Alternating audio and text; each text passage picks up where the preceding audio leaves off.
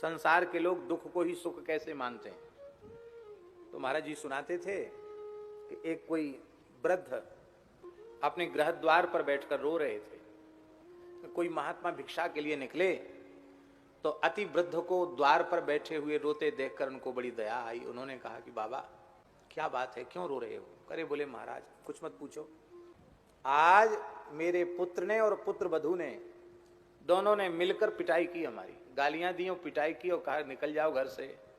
वृद्ध की दुख भरी व्यथा को सुनकर के, कथा को सुनकर के महात्मा बड़े व्याकुल हो गए, दुखी हो गए और उन्होंने कहा चलो कोई बात नहीं, अब घर से निकाल ही दिया है तो चलो हमारे संग हमारी कुटिया पे एक फूस की झोपड़ी तुम्हारे लिए भी डाल देंगे, वहीं रहना।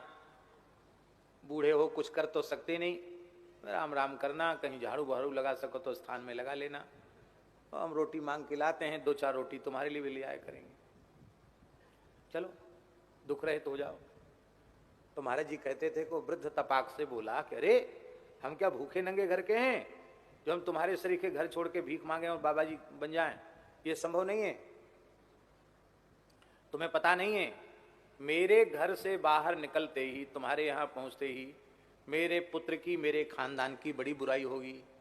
मैं अपने पुत्र की निंदा सहन नहीं कर सकता। तो फिर महात्मा ने कहा कि इतना समय हमारा खराब किया तुमने, फिर रो क्यों रहे हो?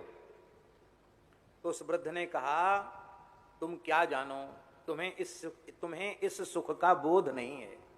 इस सुख का अनुभव तो हमारे जैसे गृहस्थी व्यक्ति ही करते हैं। क्या कहते, हम सोच लेते हैं अपने मन में कि कम से कम पुत्र है तब न पीट रहा है, अपमान कर रहा है, नहीं होता तो ये काम कौन करता? तो पुत्र अपनी उपस्थिति का अनुभव करा रहा है, इसी को हम सुख मानते हैं। दुखे च सुख मानिना, मोह के कारण, ममता के कारण